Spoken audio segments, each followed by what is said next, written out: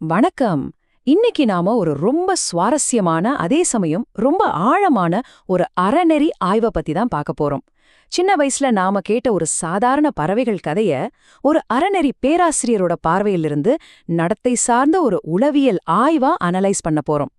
நம்ம பேசுற வார்த்தைகள் எப்படிப்பட்ட மீள முடியாத விளைவுகளை ஏற்படுத்தும் அப்படிங்கறத ஒரு லாஜிக்கலான சோதனையா இதுல நாம பார்க்க போறோம்.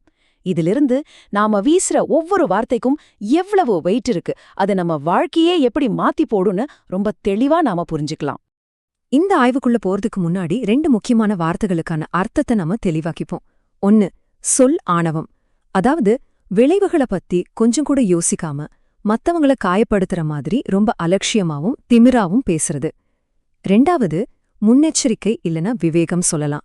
இது எந்த ஒரு சூழ்நிலையிலையும் ரொம்ப கவனமா ஒரு அறநெறி சார்ந்த தொலைநோக்கு பார்வையோடு செயல்படுற ஒரு அற்புதமான குணம். இந்த 2 முரண்பட்ட குணங்களுக்கு இடையில நடக்கிற ஒரு சைலண்ட் வார் நிஜத்துல எப்படி வெடிக்குது அப்படிங்கிறது தான் இன்னைக்கு நம்ம டீகோட் பண்ண போறோம். சோ இன்னைக்கு நம்மளோட அனாலிசிஸ்ல நம்ம பார்க்க போற முக்கிய பகுதிகள் இதுதான். முதல்ல நம்மளோட பேசு பொருட்களான பாபி மற்றும் ஜானு. 2வது, முன்னெச்சரிக்கைக்கும் சொல்லானவத்துக்கும் உள்ள வித்தியாசம். 3வது, இவங்களுக்கு இடையில பிரச்சனை வர காரணம் என்ன.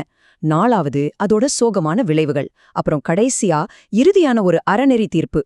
சரி, நம்மளோட முதல் பகுதிக்கு போகலாம். நம்மளோட பேசு பொருட்கள் பாபி மற்றும் ஜானு. இந்த கேஸ் ஸ்டடில பாபி, ஜானு அப்படிங்கிற இந்த 2 பறவைகளை சும்மா கார்ட்டூன் கேரக்டர்ஸா மட்டும் பார்க்காம மனிதர்களோட அறநெறி நடத்தைகளை பிரதிபலிக்கிற குறியீடுகளா நம்ம பார்க்கணும். நம்மளோட முக்கியமான முரண்பாடே இதுதான். பாபிக்கு எப்பவுமே ஒரு அகந்த இருக்கு. மத்தவங்களுக்கு ஒரு சின்ன உதவி செய்யணும்னா கூட அதுல தன்னோட ஆதிக்கத்தை நிலைநிறுத்தணும்னு நினைக்கிற ஒரு கேரக்டர். எப்ப பார்த்தாலும் பேசிக்கிட்டே இருக்கணும், மத்தவங்களை கண்ட்ரோல் பண்ணணும் அப்படிங்கிற ஒரு உளவியல் ரீதியான தேவை அவளுக்கு இருக்கு. ஆனா ஜானு அப்படியே ஆப்போசிட். ரொம்ப அமைதியானவள், நிதானமானவள், மத்தவங்க மேல பச்சாதாபம் கொண்ட, எப்பவுமே சமாதானத்தை விரும்புற ஒரு அற்புதமான அறநெறி பண்பு கொண்ட கேரக்டர். இப்போ நாம அடுத்த பகுதிக்கு வந்திருக்கோம். முன்னெச்சரிக்கைக்கும் சொல்லாணவத்துக்கும் இடையிலான ஒரு நேரடி ஒப்பீடு. இந்த 2 கேரக்டர்ஸும் நிஜ வாழ்க்கையில எப்படி நடந்துக்கிறாங்க அப்படிங்கறத நாம கொஞ்சம் உற்று கவனிக்கணும். பாபியோட சொல் ஆணவம் அப்படிங்கிறது ஏதோ ஒரு நாள் திடீர்னு நடந்தது கிடையாது. அதோட காலவரிசைய பாத்தீங்கன்னா அது தொடர்ந்து ஏறிக்கிட்டே போற ஒரு நடத்தை முறை, ஒரு கிளியரான அறநெறி வீழ்ச்சின்னு சொல்லலாம். முதல்ல உலகத்தை பத்தி சொல்லிக் கொடுக்கும்போது பெத்தவங்களோட அறிவையே அவமதிக்கிறா. அப்புறம் வழில போற காயமடைஞ்ச ஒரு குரங்க பார்த்து ரொம்ப வன்மமா கேலி பண்றா. கடைசியா அமைதியா போய்கிட்டு இருக்கிற ஒரு ஆபத்தான பாம்ப வழிய போய் வம்பிழுக்கிறா. அதிகாரம், பலவீனம், ஆபத்து இது எதையுமே மதிக்காத ஒரு மோசமான அறநெறி வீழ்ச்சிதான் பாபியோட இந்த மனநிலை. சரி, பகுதி 3, இந்த முரண்பாடு எப்படி ஒரு வெடிப்பு நிலைக்கு போகுதுன்னு பார்க்கலாம். எந்த ஒரு அறநெறியா இருந்தாலும் அது ஒரு நெருக்கடியான சூழ்நிலையில தான் உண்மையாவே டெஸ்ட் பண்ணப்படும் இல்லையா? இப்ப நம்மளோட இந்த ஆய்வுல ஒரு பெரிய வெளிப்புற அழுத்தம் வருது, பயங்கரமான மழை பெய்யுது. அப்போ முன்னாடி பாப்பியால அவமதிக்கப்பட்ட அதே காயமடைந்த குரங்கு மழையிலிருந்து தப்பிக்க பாப்பியும் ஜானுவும் இருக்கிற அதே மரத்துல தஞ்சம் போகுது. இது எவ்வளவு சிக்கலான ஒரு சூழ்நிலைன்னு யோசிச்சு பாருங்க. ஏன்னா அதே மரத்துல தான் இவங்களோட கூடு இருக்கு, அதுக்குள்ள இவங்களோட எதிர்காலமான முட்டைகளும் இருக்கு.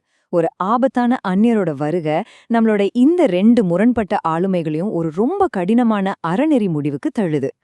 இப்படி ஒரு நெருக்கடியான இடத்துல கொஞ்சம் கூட பச்சாதாபம் காட்டாம பாபி தன்னோட உச்சக்கட்ட சொல் ஆணவத்தை வெளிப்படுத்துறான். குரங்கோட உணைந்த கைய பார்த்து கேலி பண்றதோட மட்டும் இல்லாம தஞ்சம் கேட்டு வந்தவன கொஞ்சம் கூட இரக்கம் இல்லாம வெளியே போன்னு சொல்றான். கையே இல்லாத நாங்களே இவ்ளோ அழகா கூடு கட்டும்போது இவ்ளோ நீளமான கை வச்சிருக்க ஒன்னால ஏன் வீடு கட்ட முடியலன்னு கேட்டு ரொம்ப தேவையில்லாம ஒரு சீண்டல்ல நிகழ்த்தி தன்னோட வார்த்தைகளால விஷத்தை கக்குறா பாபி. அதே சமயம் ஜானுவோட எதிர்வினைய பாருங்க, அப்படியே நேர் மாறா இருக்கும். ரொம்ப விவேகத்தோட நான் சொல்றத கேளுங்க, தேவையற்ற பிரச்சனையை நாம தவிர்ப்போம் அப்படின்னு கெஞ்சுறா. நிலைமை கைமீறி போறதுக்கு முன்னாடி விவேகத்தோட குரலா ஜானு அங்க ஒலிக்கிறா. குரங்க தூண்ட வேண்டான்னு சொல்லி தடுத்து பாக்குறா. சோ இங்க நாம நோட் பண்ண வேண்டிய விஷயம் என்னன்னா, இது வெறும் வார்த்தை மோதல் கிடையாது, இது இரக்கத்துக்கும் அகந்தைக்கும் இடையில நடக்கிற ஒரு நேரடி போர். அடுத்ததா 4வது பகுதி. இதோட சோகமான விளைவுகள் என்ன ஆச்சுன்னு பார்க்கலாம். பாபி தன்னோட பேச்சுல ஒரு சின்ன அறநெறி வடிகட்டிய யூஸ் பண்ண தவறுனதால தவிர்க்க முடியாத விளைவுகளை பாக்குறதுக்கு முன்னாடி நமக்கு நாமே ஒரு கேள்வியை கேட்டுக்கணும். எந்த விதமான எச்சரிக்கையும் இல்லாம அகந்தையோட நாம பேசும்போது அதுக்கான உண்மையான விலையை யாரு கொடுக்க போறாங்க? ஒரு நிமிஷம் யோசிச்சு பாருங்க.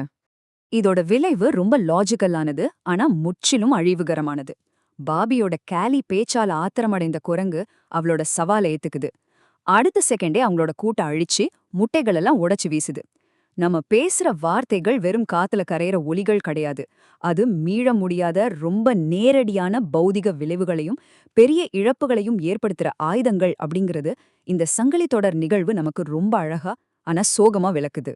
எல்லாம் முடிஞ்சு தன்னோட உலகமே சுக்குநூறா உடைஞ்ச பிறகுதான் பாபிக்கு உண்மை புரியுது. தன்னோட சொல் ஆணவம் தான் தன்னோட எதிர்காலத்தையே அழிச்ச நேரடி ஆயுதம் அப்படிங்கறத அவ உணரும்போது காலம் ரொம்ப கடந்துடுச்சு. வார்த்தைகளை கவனமா கையாளதால வந்த துன்பம் இதுன்னு முழுமையா ஒத்துக்கிறா. ஒரு அறநெறி பேராசிரியரா நாம இதை பார்க்கும்போது இது அறநெறிய ரொம்ப தாமதமா கத்துக்கிட்ட ஒரு துயரமான பாடமா தான் தெரியுது. இறுதியான பகுதிக்கு நாம வந்துட்டோம். பகுதி 5, அறநெறி தீர்ப்பு. நம்மளோட இந்த அறநெறி ஆய்வை கன்க்ளூட் பண்றதுக்கு இன்னைக்கு நம்ம கத்துக்கிட்ட பாடத்தை ரொம்ப சுருக்கமா சொல்ற ஒரு பாரம்பரியமான தத்துவத்தை பார்க்கலாம். பாபியோட ஆணவத்தால ஏற்பட்ட இந்த துன்பத்தை ரொம்ப துல்லியமா விவரிக்க பழங்கால தமிழ் அறநூலான திருக்குறள்ல இருந்து ஒரு ஆழமான அறநெறி தீர்ப்பு நமக்கு கிடைக்குது. யாகாவாராயினும் நாகாக்கா காவாக்கால் சோகாப்பர் சொல்லிழுக்குப்பட்டு. அதாவது ஒருத்தர் எதை காக்கலன்னாலும் தன்னோட நாவையாவது காக்க கத்துக்கணும், இல்லன்னா சொற்குற்றத்துல சிக்கி ரொம்பவே துன்பப்படுவார். பாபியோட நிலைமைக்கு இதைவிட ஒரு பெர்ஃபெக்டான தத்துவார்த்த விளக்கத்தை நம்ம எங்கேயுமே பார்க்க முடியாது. சோ இன்னைக்கு நாம பார்த்த இந்த நடத்தை ஆய்விலிருந்து நாம எடுத்துக்க வேண்டிய முக்கியமான பாடம் இதுதான். சுதந்திரம்னா நமக்கு தோணுதெல்லாம் பேசுறது கிடையாதுங்க. எங்க பேசணும், எப்போ அமைதியா இருக்கணும் அப்படிங்கிற அந்த விவேகம் இருக்கு பாத்தீங்களா, அதுதான் உண்மையான சுதந்திரம். இப்ப நீங்க இந்த விளக்கத்திலிருந்து விடைபெறும்போது உங்களை நீங்களே ஒரு கேள்வி கேட்டுக்கோங்க. நீங்க உங்களோட உலகத்தை ரொம்ப கவனமான விவேகத்தால கட்டி எழுப்புறீங்களா, இல்ல கட்டுக்கடங்காத வார்த்தைகளால அழிச்சுக்கிட்டு இருக்கீங்களா? கொஞ்சம் சிந்திச்சு பாருங்க. இதே மாதிரி சுவாரஸ்யமான இன்னொரு அறநெறி ஆய்வுல உங்களை சந்திக்கிறேன்.